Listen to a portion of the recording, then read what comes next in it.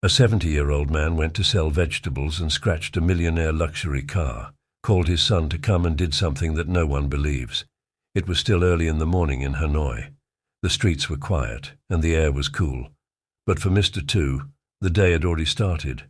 At 70 years old he had learned to wake up early even when his body was tired. He was used to getting up at dawn no matter how hard his life had become. Mr. Tu lived alone in a small apartment. His wife had passed away years ago, and his children Min and Ha were busy with their own lives. His apartment was old, and the walls were cracked and peeling. But it was all he had now. The silence of the apartment often made him feel lonely. The laughter and voices of his children were just memories now. Every morning Mr. Tu would make himself a cup of hot tea. He would sit quietly at his small wooden table, feeling the warmth of the tea as it went down. His hands were old and shaky from years of hard work. He didn't mind the shaking. It was the loneliness that hurt him the most. His children didn't call him much anymore. Min used to send money every month, but that had stopped too. Ha, his daughter, was busy with her own family. Mr. Tu didn't want to bother them, so he kept quiet about how he felt. But deep down, he missed them. Today, just like every other day, Mr. Tu had to go to the market. He didn't have many options. Selling vegetables was all he could do. He had been doing this job for years, selling fresh vegetables on the street corner. His old bicycle was his only way to carry the baskets of vegetables to the market. It was slow, but it worked. As Mr. Tu rode his bicycle through the streets of Hanoi, he looked around at the busy city. People were rushing around, all focused on their own lives. He didn't mind. He had been doing this for so long that he had learned to ignore the busy world around him. Still, there were times when he couldn't help but feel like no one noticed him. He was just an old man on a bike trying to make a living. Sorry for interrupting you. If you are enjoying this story, so don't forget to subscribe Storyboat. When Mr. Tu reached the market, he set up his stall. It was small and simple, just a few baskets of fresh vegetables. He didn't have much, but he took pride in his work. He arranged the vegetables carefully, making sure everything looked neat. He had been at this corner for years, and even though people didn't always notice him, he was still there, doing his best. "Good morning, Tu," Mrs. Lan, another vendor, greeted him as she set up her own stall nearby. "How are you today?" "Same as usual," Mr. Tu replied, smiling a little. "Busy, but okay." Mrs. Lan was kind to him. She had been selling spices and herbs at the market for a long time. They would often talk when they had time. She was the only one who would stop and chat with him, and Mr. Tu appreciated her kindness. But he knew she had her own family to worry about, just like everyone else. She couldn't stay and talk for too long. Soon the market became busier. People started walking around looking for fresh vegetables and fruits to buy. Mr. Tu did his best to keep his stall organized. He tried to smile at the customers, but most of them didn't even look his way. They were too focused on finding the best deals. A young woman in a bright dress came up to his stall. She was dressed in new clothes, different from the worn-out clothes that Mr. Tu and the other vendors wore. She didn't seem to notice how hard everyone worked. She looked at the vegetables and asked, "How much for these cucumbers?" Mr. Tu looked up at her. 15,000 dong, he answered quietly. His voice was soft but clear. The woman didn't smile or thank him. She just nodded and grabbed a cucumber. She didn't seem to care that he had spent hours picking the best vegetables. She just wanted to buy and leave. Mr. Tu didn't say anything. It wasn't the first time he'd met customers like her. He looked around the market. People were too busy, too distracted to pay attention to the hard work that went into running a stall. But Mr. Tu didn't mind. He had learned long ago that life wasn't about getting attention. It was about doing his best, no matter who noticed. As the day went on, Mr. Tu continued to sell vegetables. He felt the aches in his back and legs, but he didn't stop. The sun was getting higher and the market was getting more crowded. Still, there was a part of him that couldn't help but wonder if things would ever change. Would he ever get to see his children more? Would they ever come back to visit him? Around noon, when most of the vendors were taking a break, Mr. Two sat down on a small bench by his stall. His legs were sore from standing all morning, but he didn't mind. He took out a small piece of bread and ate it slowly, looking at the people walking by. He saw families laughing together, friends talking and couples shopping for fresh food. It made him think of his own family, his children, whom he hadn't seen in so long. As he sat there, a car suddenly drove by, slowing down as it passed his stall. Mr. Two looked up, confused. The car was shiny and new, much fancier than anything he had ever seen. It was the kind of car that made people stop and look. He didn't recognize the car, but it was clear that it was expensive. The driver, a young man in a suit, seemed in a hurry. He didn't notice Mr. Two sitting there. But as the car passed, something unexpected happened. The car suddenly stopped and the young man got out. He looked around and noticed something. Mr. Two turned his head to see what had happened. The young man was looking at his car, but it wasn't the car that caught his attention. It was something else. The back of the car had scratched the side of a fancy, expensive car parked near the market. The sound of the scratch made everyone stop. Mr. Two stood up, his heart racing. He knew something bad had happened. The sound of the scratch echoed in the busy market, cutting through the noise of bargaining and chatter. Mr. Two's heart raced as he watched the young man step out of his fancy car, looking flustered. The bright sunlight seemed to make everything around him feel sharper, more alive. But for Mr. Two, it all felt like a nightmare unfolding before his eyes. The young man in the suit turned around quickly, his eyes scanning the market, searching for someone or something. His face was filled with worry. Mr. Two stood still for a moment, unsure of what to do. He had seen accidents before, small, careless mistakes that could be fixed quickly. But this wasn't just a minor scrape. This was an expensive car, one that Mr. Two had only ever seen in magazines or on TV. The thought of it made him feel even smaller, more invisible than usual. Mr. Two's hands trembled as he slowly approached the scene. His old body felt stiff, like it had aged even more in the last few seconds. The young man was pacing in front of the car, his face a mixture of frustration and fear. He glanced at the scratch again, clearly shocked by what had just happened. "Excuse me," Mr. Two said softly, his voice breaking the tension. The young man stopped pacing and looked up at him. His eyes were sharp and focused, almost like he didn't know who Mr. Two was at first. "Yes? Can I help you?" the young man asked, his tone polite but distant.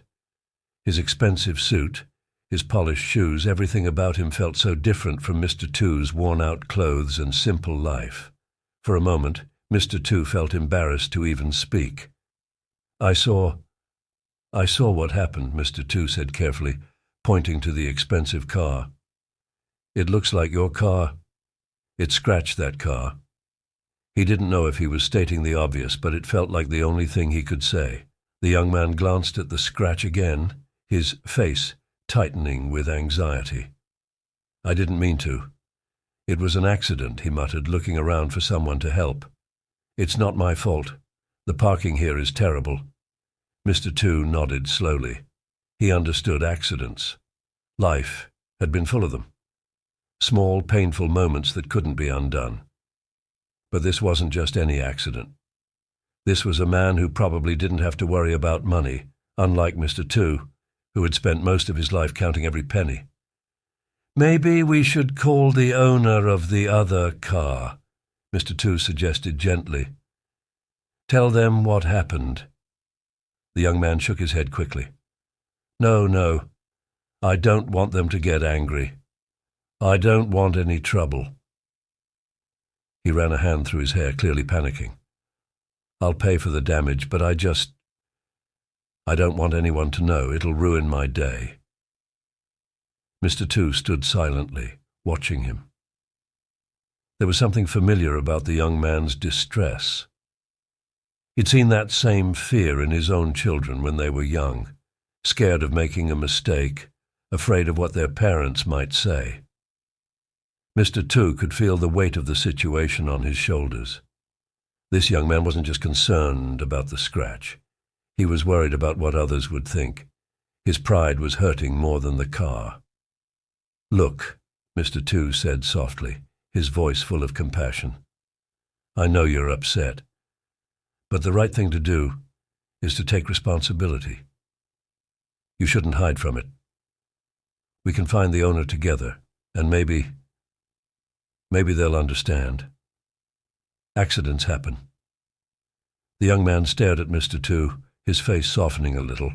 He was still nervous, but something about Mr. Tu's calmness seemed to reach him.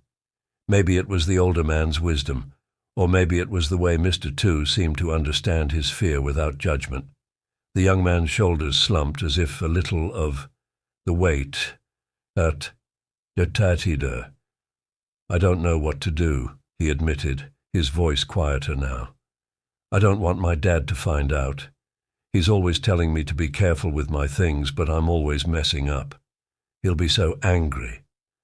The young man looked down at the ground, his face full of regret. Mr. Tu felt a pang of sympathy. He had been in that place before. He had also feared disappointing his parents when he was young, when he was trying so hard to make them proud. But now, as an old man, Mr. Tu understood that the people who love you don't care about the small mistakes. They care about your heart.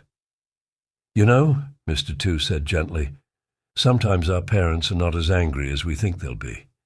They just want us to learn from our mistakes." The young man looked up at Mr. Tu, his eyes searching his face as if looking for some truth in his words. For a moment, everything around them seemed to fade away. The busy market, the people rushing by, the noisy cars, it was all forgotten. It was just the two of them, standing in front of an expensive car with a small scratch, facing a decision that felt much bigger than it really was. "Maybe you're right," the young man said slowly. "Maybe I'm just scared of making my father upset." He ran his hands through his hair again, frustration building in his chest. "I don't know. I've always tried so hard to live up to his expectations." Mr. Tu nodded. He understood that feeling. He had spent years trying to be the best father he could be to Min and Ha, but sometimes, despite his best efforts, he felt like he wasn't enough. The love for his children was the one thing that had kept him going, even in the hardest moments of his life. "Well," Mr. Tu said, his voice firm but kind, "you don't have to do this alone.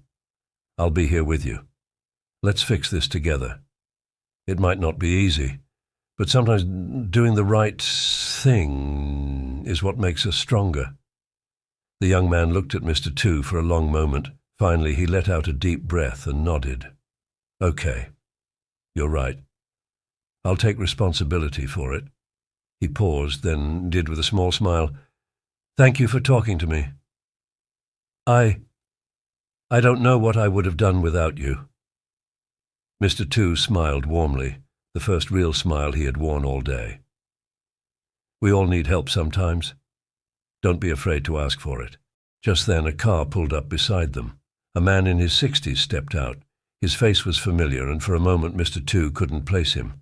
But as the man walked toward the car, it hit him. It was the owner of the other car. As the man in his 60s stepped out of the car, Mr. Tu's heart skipped a beat. He recognized him instantly, not from the market, but from his own past. The man was wearing a dark suit, his face stern and serious, with a look of someone used to dealing with business. He had the look of someone who didn't have time for mistakes or accidents. The young man beside Mr. Tu tensed up, his body going rigid. The fear returned to his eyes as he looked at the approaching figure. Mr. Tu noticed the way the young man's jaw clenched, his hand gripping the side of the car, trying to steady himself. "That's my father," the young man whispered, his voice trembling. The older man walked toward them, his expression unreadable. He didn't even glance at Mr. Tu as he focused on the scratch on his car. His eyes widened for a moment as he inspected the damage, but he said nothing. Instead, he turned to his son. "You did this?" His voice was cold, a sharp contrast to the warmth Mr. Tu had tried to offer. The young man nodded slowly, his throat tight. "Yes, Dad. I didn't mean to, but it happened. I'm sorry." The older man didn't respond immediately. He stood still for a few moments, taking in the scene, as if considering his next words carefully. The silence hung heavily in the air, and Mr. Tu could feel the tension growing. "I'll take care of it," the father said finally, his voice stern but controlled. He looked at Mr. Tu, his gaze hard and calculating. "This is your fault too. You should have been more careful." There was no warmth in his words, just blame. The young man flinched, his eyes dropping to the ground. Mr. Tu could see the shame in his face, the weight of disappointment settling on his shoulders. The young man wanted to say something, to defend himself, but he couldn't find the words. Mr. Tu stepped forward, his voice calm yet firm. "It was an accident. We all make mistakes. Blaming won't fix anything." The father's eyes narrowed, sizing Mr. Tu up as though deciding whether or not he should engage. The market was bustling around them, but in that moment it felt like the whole world had shrunk to this small, tense interaction. "My son has responsibilities," the father said slowly, as if explaining something to a child. "He should be careful. He should be more like me." There was a bitter edge to his words, like he was speaking not just to the young man, but to everyone around him. Mr. Tu could feel the anger rising in him. It wasn't the father's anger. It was the way he spoke, the way he dismissed the young man's feelings so easily. The father was missing something important, something that Mr. Tu understood deeply: love, support, and understanding. "I've been through a lot in my life," Mr. Tu said quietly, his voice carrying weight. "I know what it's like to feel like you failed. But we all need compassion when we make mistakes, not anger. Your son is doing the right thing by admitting it. It takes courage." The father turned his gaze to Mr. Tu, surprised by his words. For a moment there was a flicker of something in his eyes, a brief moment of recognition, maybe regret, but it was gone as quickly as it appeared. "My son doesn't need pity," the father replied, his voice colder now.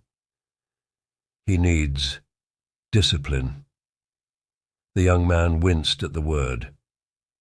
Mr. Tu could see that the young man had heard this before. The harshness in the father's voice wasn't new to him. It was a pattern that had shaped him, leaving scars that no one could see. Mr. Tu felt a pang of sympathy for the boy, for the weight of the relationship that seemed to be suffocating him. "Discipline is important," Mr. Tu said, trying to keep his voice steady. "So is understanding. Your son didn't mean to hurt your car. It's just a scratch. He's here, admitting what happened. That's the most important thing." The father stared at Mr. Tu, and for a moment Mr. Tu thought the man would yell or walk away. But instead, he just stood there, silent and still. The market seemed to quiet around them, as if the world itself was waiting for the next move. Finally, the father let out a long, heavy sigh. He turned to his son, who was still standing with his head down, his shoulders hunched with guilt. "Look at me," the father ordered, his voice softening just slightly. The young man slowly lifted his head, meeting his father's gaze. There was no anger in the father's eyes now, but there was something else. Disappointment, yes, but also exhaustion. The father seemed tired, as if the weight of his own expectations had worn him down over the years. "You can't keep making excuses for yourself," the father said quietly. "I expect better from you." The young man nodded, his throat tight. "I know, Dad. I'm sorry. I'll do better." The father looked at him for a long moment, then nodded, a small gesture that didn't seem to offer much relief. He turned back to the car, his attention once again focused on the scratch. But this time his voice was less sharp, though still firm. "I'll handle this," the father said, taking a deep breath. "But remember this, life doesn't give you second chances to fix your mistakes. Don't waste your time or mine with careless actions." The young man stood there, his heart heavy. He had heard of those words too many times in his life. They felt like chains, pulling him down, reminding him of every failure. Mr. Tu could see the weight of them on his shoulders, and he wished more than anything that he could say something to Ekazatthasi, burden. But he knew the pain of being caught in a cycle of expectations, and he knew that sometimes all you could do was let time heal those wounds. "Well," the father said, his tone returning to businesslike, "let's get this over with. I'll pay for the damage. No need to involve anyone else?" The young man nodded, his face still etched with guilt. Mr. Tu could see the deep sadness in his eyes as he turned to the father. It was clear that the young man, despite his apology, still hadn't received the reassurance or love he desperately needed. Before they could say anything else, Mr. Tu turned to leave. He wasn't sure if he had made any difference, but Ami walked away. He felt the weight of the encounter settle in his chest. The next few days passed in a blur for Mr. Tu. The market was bustling as usual, filled with the sights and sounds of vendors calling out their prices, shoppers bargaining for the best deals, and the aroma of fresh produce hanging in the air. But in Mr. Tu's mind he couldn't stop thinking about the young man and his father. He couldn't shake the image of the boy's downcast eyes, and the way he had been weighed down by his father's harsh words. Mr. Tu knew all too well what it felt like to be held under someone else's expectations. It left a bruise on the heart that didn't fade easily. But as the days passed, something unexpected happened. One afternoon, as Mr. Tu was arranging his vegetables at his usual stall, he saw the young man again. He was walking toward the market, looking a little less burdened than before, but still carrying that familiar heaviness in his steps. This time, though, he wasn't alone. A woman stood beside him, tall, elegant, with an air of confidence. She was dressed in a way that immediately caught Mr. Tu's attention, in a sharp, modern suit that looked expensive and polished. Her face was calm, but there was a strange tension in her posture, as if she was ready to spring into action at any moment. Mr. Tu didn't recognize her at first, but as she walked closer, he saw the young man glance at her nervously. "Good afternoon, Mr. Tu," the young man greeted him, his voice a little more confident than before. There was a slight smile on his face, but Mr. Tu could still sense the uncertainty behind it. "Good afternoon," Mr. Tu replied, trying to sound as welcoming as he could. "I see you're here with company today." The young man glanced at the woman by his side, his expression turning tense. "This is my sister, Lan. She wanted to come with me today." Lan. Mr. Tu hadn't heard of her before. He hadn't known the young man had a sister. But as he looked at her, he couldn't help but notice how different she seemed from him. They had a sharp, calculating gaze, and there was a coldness to her smile that made Mr. Tu uneasy. "Nice to meet you," Lan said, her voice soft but with an edge to it that Mr. Tu couldn't place. She held out her hand, and Mr. Tu shook it, his mind racing. Something felt off about the whole situation. "I hope I'm not interrupting," Lan continued, looking around the stall. "But I heard about the accident with the car. My brother. He's been really upset about it. We wanted to settle things once and for all." Mr. Tu raised an eyebrow. "Settle things?" he asked, trying to hide the suspicion growing in his chest. "What exactly do you mean?" The young man looked away, his cheeks flushing. I just want to make sure everything's all right. I've been thinking a lot about what happened. I want to fix things, and I don't want to cause any more problems." Lan stepped in, her eyes flickering over to Mr. Tu with a calculating look. "You see, my brother, he's not someone who makes mistakes often. He's very careful about his actions. But I believe this situation can be resolved quickly and without too much fuss. Mr. Two's gut told him that something was wrong. Her words didn't match the tone in her eyes. There was something hidden, something she wasn't saying. The way she was speaking felt rehearsed, as though she had planned every word carefully.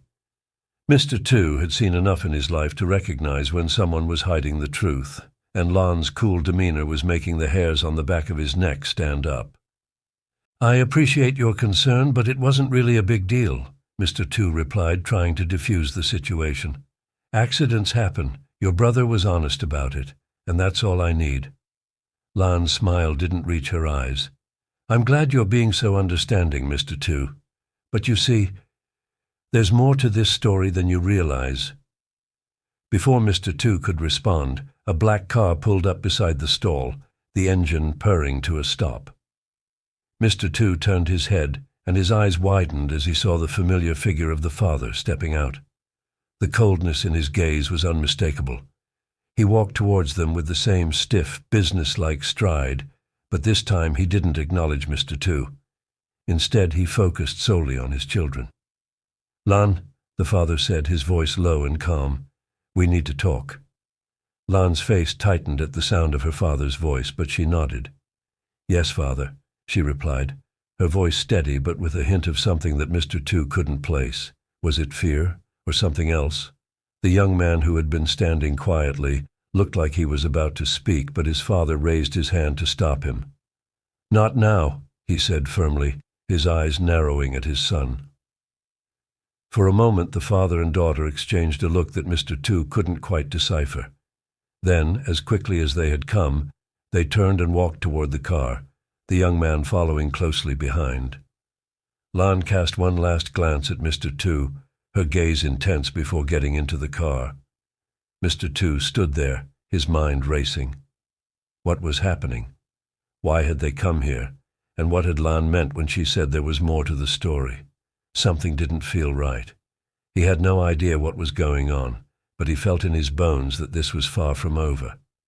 That evening, as Mr. Two closed his stall and prepared to head home, he couldn't shake the feeling that something bigger was at play. His mind kept going back to the conversation with Lan, and to the father's cold, distant manner.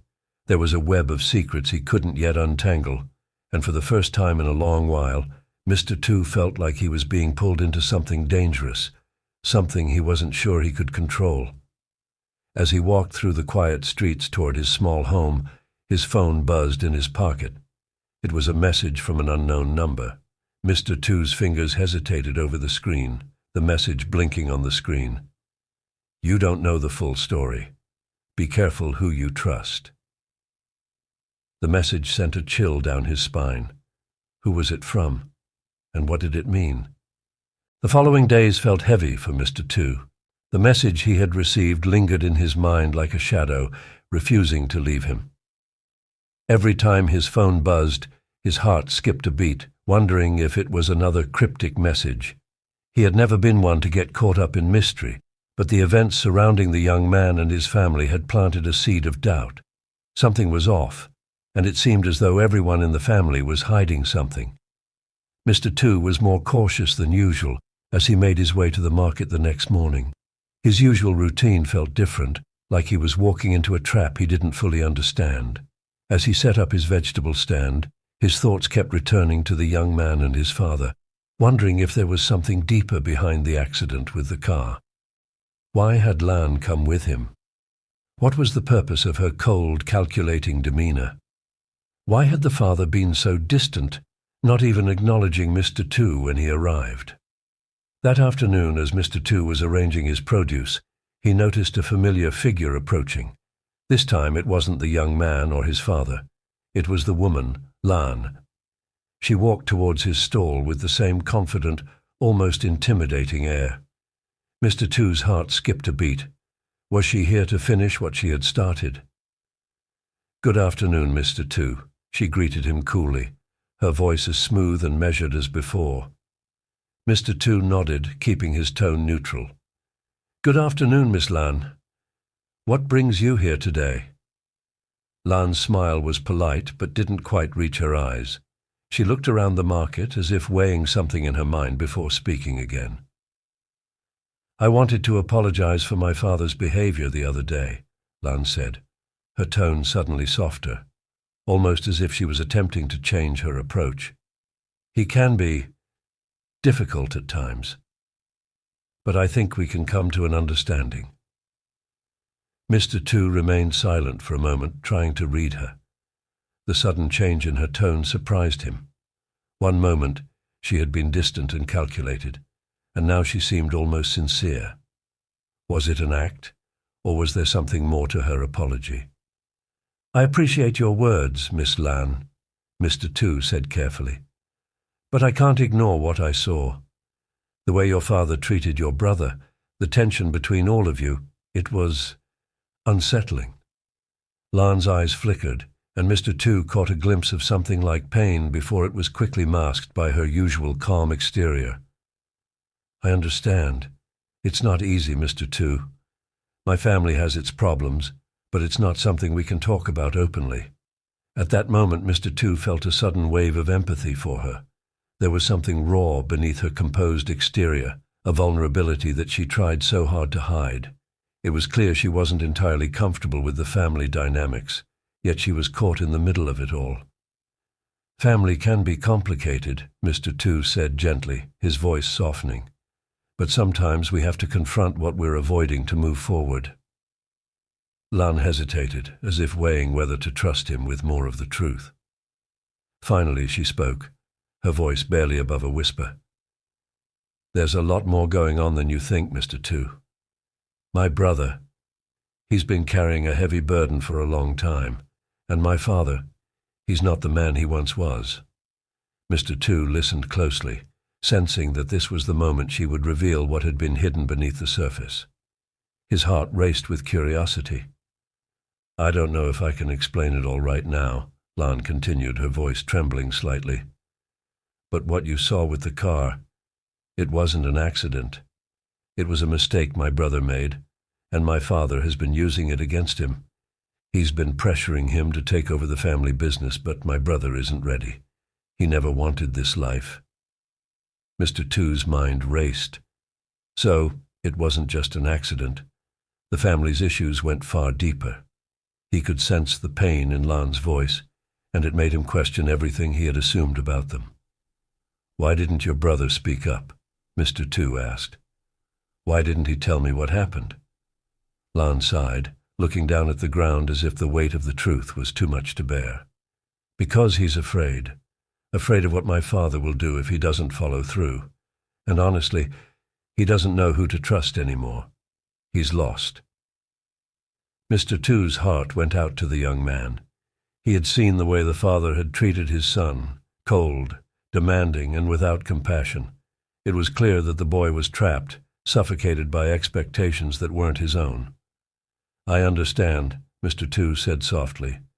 "I think your brother just needs someone to listen to him, someone who won't judge him." Lan looked up at him, her eyes searching his face for sincerity. After a long pause, she nodded. "You're right. He just wants to be free, and I want to help him, but I'm not sure how." Mr. Tu didn't know what to say. He wanted to help, but he also didn't want to get caught up in something that could turn dangerous. Still, he couldn't shake the feeling that he had a part to play in this. Sometimes, even the smallest act of kindness could make a world of difference. "I think you're doing the right thing by being here," Mr. Tu said quietly. "Sometimes the best thing we can do is be a listening ear." Lan smiled faintly, her eyes glistening with unshed tears. "Thank you, Mr. Tu. I didn't expect to find someone who understood." Just then, a black car pulled up near the stall. Mr. Tu looked up, his heart sinking as he saw the figure of the father getting out. His expression was as cold and stern as ever, but there was something different about his demeanor today, a sense of urgency. "Lan," he called sharply, his voice cutting through the air. "We need to go now." Lan's face tightened.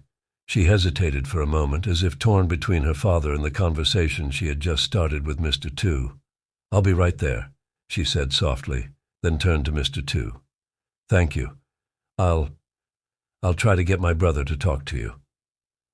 With that, she turned and quickly walked towards the car, leaving Mr. Tu standing there with more questions than answers. He watched as she climbed into the back seat, the car speeding away, leaving a cloud of dust behind. As the dust settled, Mr. Tu's mind was in turmoil. What was going on behind the scenes of this family? And what did Lan mean by getting her brother to talk to him? Was she trying to make amends? Or was there something more sinister at play? He couldn't shake the feeling that the answers were just out of reach, like a puzzle that was missing pieces. But one thing was certain. He was in the middle of something much bigger than he had ever imagined. The next few days felt like a blur to Mr. Tu. His thoughts were consumed by the conversation he had had with Lan, the revelation about her brother's struggles, her family's broken dynamics, and the hidden tensions in their lives weighed heavily on him. Despite his better judgment, he found himself thinking more and more about them, particularly the young man. What kind of life was he leading under the thumb of a father who saw him as little more than a pawn in his business empire?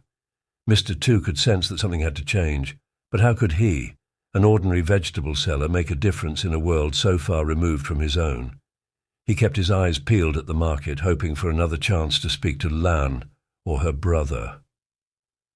But the days passed, and nothing happened. The car had not returned. Lan had not come by again. It was as though the whole incident had been swallowed up by silence. On the 5th day after their meeting, when Mr. Tu had almost given up hope of hearing from anyone, a familiar figure appeared at his stall. It wasn't Lan, but the young man, her brother. His face was tense, his expression unreadable, and his body language suggested he was carrying the weight of the world on his shoulders. The last time Mr. Tu had seen him, he had been cold and distant. Today there was a look of desperation in his eyes that unsettled Mr. Tu. The young man hesitated for a moment before stepping closer. He glanced around as though making sure no one was watching, then lowered his voice. "Are you Mr. Tu?" Mr. Tu nodded, but he could tell the boy was nervous. His hands were clenched at his sides, his posture rigid. "I'm Kwang," the young man introduced himself, his voice barely above a whisper. "Kwang," Mr. Tu repeated, giving him a warm but cautious smile. "I remember you. What brings you here?" Kwang shifted his weight uneasily from foot to foot, and for a moment it seemed like he was about to turn and leave. But then he sighed deeply and spoke again, his voice trembling with emotion. "I need your help," Kwang said, his words full of desperation. "I don't know else to turn to." Mr. Tu's heart skipped a beat. This wasn't what he had expected. The young man's struggle was real. He could hear it in his voice. It was clear that Kwang was finally ready to confront something, even if it meant breaking his silence. "Tell me what's going on," Mr. Tu said softly, his voice filled with concern. "I'm here to listen." Kwang looked down at his feet, struggling to find the words. When he spoke again, his voice cracked. "It's my father," he said, his eyes filled with pain. "He's been pushing me for so long, pushing me to take over his business, to be the man he always wanted. But I can't do it. I don't want to. I don't want any of it. But he won't listen. He never listens." Mr. Tu felt a pang of sympathy for the young man. He could see the exhaustion in his eyes, the weight of years of pressure and unmet expectations pressing down on him. "I understand," Mr. Tu said gently. "Family can be the hardest to deal with, especially when they want something from you that isn't what you want for yourself." Kwang nodded, his expression a mixture of frustration and sadness. "I've tried talking to him," Kwang continued, his voice rising in agitation. "I've tried to explain that I don't want to be part of his business, that I don't want to live the life he's planned for me. But he doesn't care. He just gets angry. He doesn't understand." Mr. Tu's mind raced. This was the same man who had seemed so cold and calculating, treating his son like a commodity rather than a person. It wasn't just about the family business. It was about control. About a father who couldn't see his son as anything other than an extension of himself. "You don't have to live his life, Kwang," Mr. Tu said quietly. "You have a choice. It may not be easy, but you have the right to make your own decisions, to follow your own path." Kwang looked up at him, his eyes searching Mr. Tu's face as if trying to gauge the sincerity in his words. For a moment, they stood there in silence, the weight of the unspoken truth hanging between them. "But how?" Kwang asked, his voice filled with despair. "How do I escape this? I'm stuck. He's threatened to cut me off completely, to disown me if I don't comply. I can't survive without him, and I can't live like this anymore." Mr. Tu's heart ached for him. The young man was trapped, caught between a father's demands and his own desires.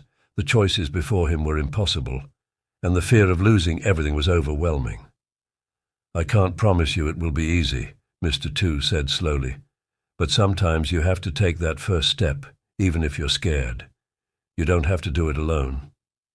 Kwang looked at him, his eyes searching for hope, for an answer that would give him the strength to break free from his father's grasp. "But what if I fail?" he whispered. "What if I lose everything?" Mr. Tu put a hand on Kwang's shoulder, his grip firm yet reassuring. "It's not about not failing. It's about having the courage to try. You're stronger than you think." Kwang nodded, his throat tight. For the first time in a long while, he felt like someone understood. He didn't feel so alone anymore. Before Mr. Tu could say anything more, Kwang turned away abruptly, as if something had made him nervous. His expression hardened again, as if the weight of the conversation had been too much for him. "Thank you," he said, his voice tight. "I need to go. I'll think about what you said." "Take care of yourself, Kwang," Mr. Tu said, watching him walk away with a heavy heart. As the young man disappeared into the distance, Mr. Tu's mind was swirling. He had offered advice, but what Kwang needed wasn't just words. It was support. He needed someone to stand by him, to help him break free from the suffocating control of his father. The encounter had left Mr. Tu with more questions than answers. What would Kwang do next? Would he take that first step toward freedom, or would he be consumed by the weight of his father's expectations? And most of all, what could Mr. Tu do to help him? The answer wasn't clear, but one thing was certain: he couldn't turn his back on the young man. Something deep inside told him that Kwang's journey was just beginning, and Mr. Tu wasn't about to let him face it alone. "Where could he have gone?" Mr. Tu asked, his mind racing with possibilities. Lan looked down at her hands, wringing them nervously. "I don't know. He didn't take anything with him. No clothes, no money. He just left. I'm scared, Mr. Tu. I'm scared something happened to him." A silence fell between them, heavy and full of unspoken fears. Mr. Tu's mind was spinning. Kwang had walked away from everything: his family, his future, the life his father had meticulously planned for him. And now, the young man was alone, in a world that would not forgive his decision easily. Where would he go? Mr. Tu murmured, thinking aloud. What if he's not trying to escape, but to make a stand? Lan shook her head. He's not strong enough for that. He's been too broken by my father's demands for too long. He couldn't handle it. The words stung Mr. Tu. He didn't want to believe it. He didn't want to think that Kwang, so full of potential, would be swallowed up by fear and doubt. But he knew better than anyone what pressure could do to a person's spirit. He's my brother, Lan said suddenly, her voice thick with emotion. I should have done more.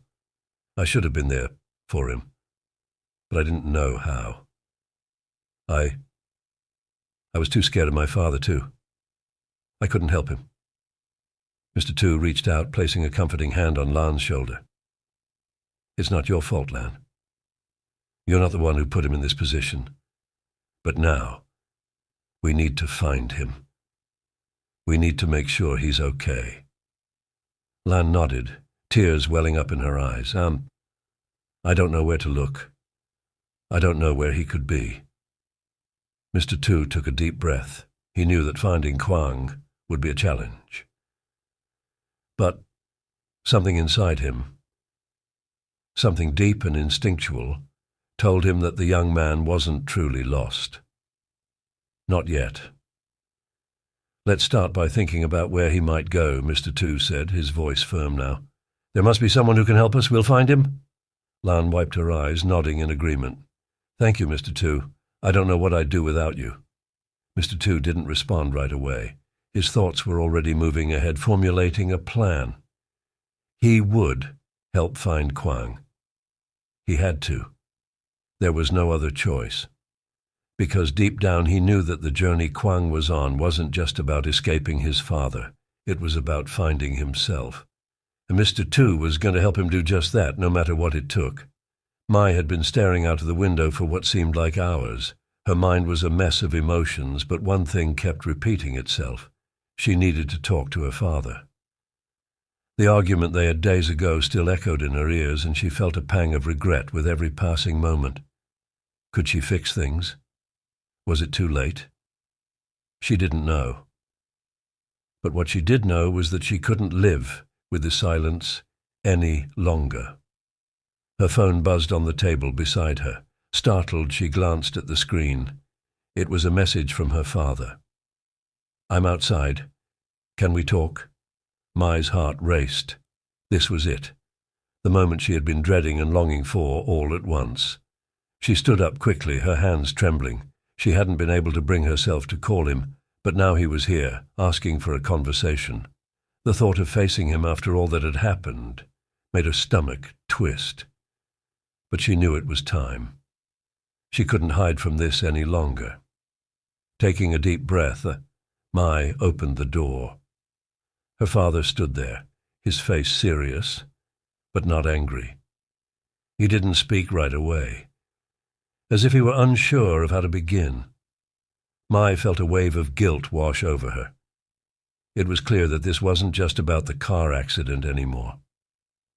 It was about everything that had built up between them over the years. Dad, she started, her voice shaky. I'm sorry. I never meant to hurt you.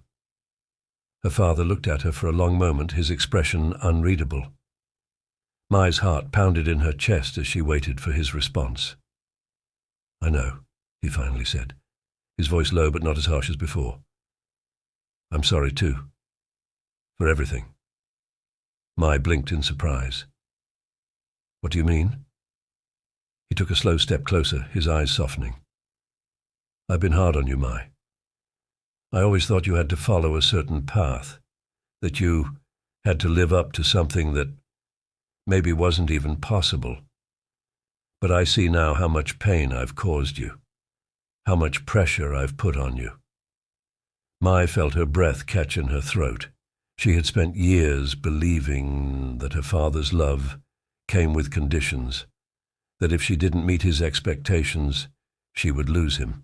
But hearing him speak like this with so much vulnerability was like a weight lifting off her chest.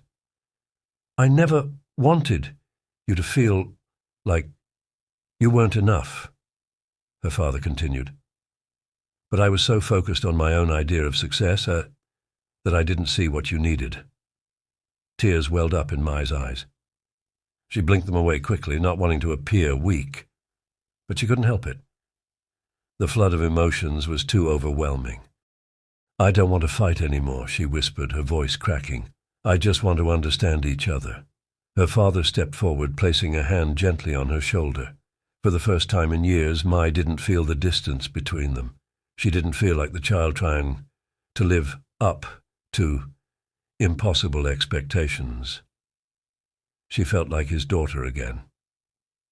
We'll work through it, her father said softly. But we need to start by being honest with each other. The tears that had been threatening to spill finally fell, but they were tears of relief, not anger.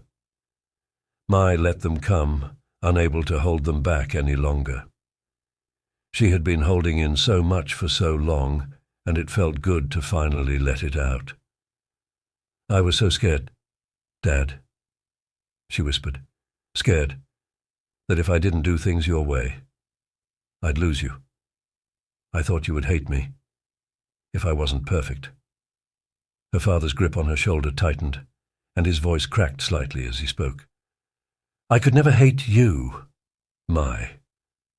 I've always loved you, but I was too blinded by my own pride to show it the right way.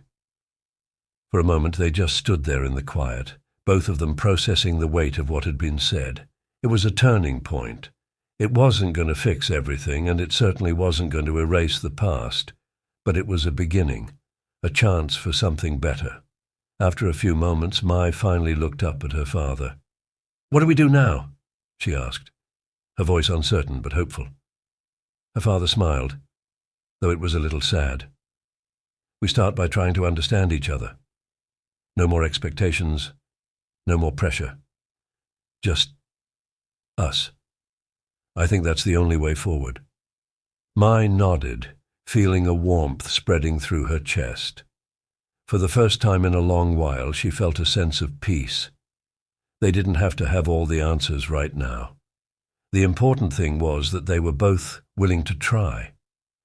As the sun began to set, casting a soft glow over the city, they stood together on the porch, watching the sky change colors. It wasn't a perfect moment. There were still things to work through, still misunderstandings to address. But in that quiet, simple moment, Mai realized something important. Her father had always been there, even when it didn't feel that way. And maybe, just maybe, she could finally find a way to be herself, without feeling like she had to prove her worth. I think we can do this, Mai said, her voice filled with quiet determination. Her father smiled, his eyes filled with pride. I know we can. And for the first time in years, Mai truly believed it. Weeks had passed since that quiet conversation on the porch. Things weren't perfect, but they were better. Marcia and her father had slowly begun to rebuild their relationship brick by brick. It wasn't an easy journey, and there were still moments of silence, awkwardness, misunderstanding. But now when they talked, it felt like they were speaking the same language. Mai had learned to open up, to share her fears and hopes without feeling like she was failing. And her father, in turn, had softened. The harsh, controlling man she once feared had become someone she could have real conversations with, someone who for the first time seemed to truly understand her. It was a Friday evening when everything changed again. Mai sat in the kitchen, a warm cup of tea in her hands. The house was quieter than usual. Her father had left early that morning for a business trip, and her mother was out shopping for groceries. As the sun began to set, casting a soft orange light across the room, Mai's phone buzzed on the counter. She glanced at it. It was a message from her father. I've made a decision. I think it's time we talked about something important. Can you meet me in the garden tonight? I have something to share. Her heart skipped a beat. It was strange for him to send a message like this. What could it be? She stared at the words for a long time, feeling a mix of curiosity and apprehension. He had been acting differently lately, softer, more willing to listen. But what was he about to tell her? Without wasting another moment, she grabbed her jacket and stepped outside. The garden was peaceful, the air, cool as dusk, settled over the house. Her father was standing near the old oak tree, his back turned as he gazed into the distance. There was something different about him tonight, something serious in the way he stood, his posture tense. "Dad?" Mai called, walking toward him. He turned slowly, a faint smile on his lips, but it didn't reach his eyes, which were clouded with a deeper thought. "Mai," he began, his voice heavy with emotion. "I've been thinking a lot about everything that's happened, about how far we've come, how much we've changed." Mai waited, her heart racing. She wasn't sure where this conversation was going, but she could sense something important was coming. "I've realized," he continued, "that I've been holding on to my pride for far too long. I've been so focused on the idea of success, the things that I thought defined me, that I forgot the most important thing, the love and support of my family. Mai's breath caught in her throat. She had heard her father speak about his pride before, but hearing him admit it was different. It felt like a weight was being lifted, and for the first time she saw him not as her father with high expectations, but as a man who had struggled just like her. "I've made mistakes, Mai," he said, his voice breaking slightly. "I've made so many mistakes, and I know I've hurt you in ways I can't take back." Mai took a step forward, her heart swelling. "It's okay, Dad," she said softly. "I understand now. We're both trying. That's all that matters." Her father smiled, but it was a sad smile. He reached into his pocket and pulled out a small envelope. He handed it to her, and she opened it with trembling hands. Inside was a key. "A key?" Mai asked, confused. "It's the key to the garden shed," her father explained, his voice steadying. "I've been thinking a lot about what you said, about how I've been controlling, how I've tried to live vicariously through you. I want to make it right." Mai looked at him, confused. "What do you mean?" Her father's eyes softened. "I'm giving you the shed. It's always been a place I've kept locked up. But I want you to have it. I want you to have the freedom to create, to work on whatever you want. No rules, no pressure. Just space to be yourself." Mai stood there, staring at him in shock. She had never expected this. The garden shed, once a symbol of her father's control, was now being handed to her as a gesture of trust. She felt her emotions swell inside her. "You don't have to do this," she whispered, choking back tears.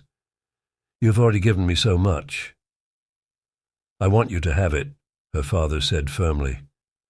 "I want you to know that I believe in you, and whatever you decide to do, I'll support you, no matter what." The words hit Mai harder than she expected. In that moment, all the years of tension, of feeling misunderstood and unheard, seemed to vanish. Her father wasn't just apologizing. He was showing her that he had finally let go of the need to control her life. He was offering her something even more important, the freedom to live it. Mai wrapped her arms around him tightly, feeling his warmth, his sincerity. "Thank you, Dad," she whispered. "Thank you for believing in me." He hugged her back, his voice barely above a whisper. "I should have done this sooner. But it's never too late, right?" Mai smiled, tears filling her eyes. But this time they were tears of hope, not sorrow. She finally felt like she could breathe. She had always feared that the love and approval she sought from her father were conditional. But now she knew, deep down, that she was loved for who she was, not for what she achieved. As they stood together, in the fading light, the future felt uncertain, but for the first time, it felt full of possibilities. Mai had learned that healing took time, but it also took courage. Courage to open up, courage to admit mistakes, and courage to move forward. And with that she finally felt free. For the first time, Mai wasn't just the daughter trying to please her father. She was a person in her own right, with dreams, desires, and the space to follow them. And no matter where life took her from here, she knew one thing for certain. They would face it together. The sun dipped below the horizon, casting the garden in golden light, and Mai felt at peace. Whatever came next, she was ready. If you like this story, so don't forget to like and subscribe Storyboat for daily upcoming heartwarming stories.